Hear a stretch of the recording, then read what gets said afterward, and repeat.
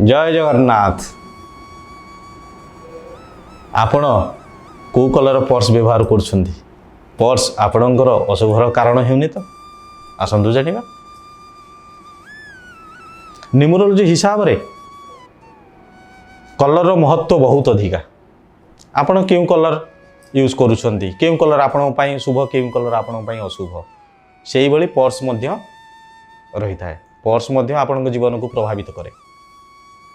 जमती किसी मुलांक पाई एक नंबर मुलांक पाई रेड ऑरेंज सेमती दुई नंबर मुलांक पाई व्हाइट क्रीम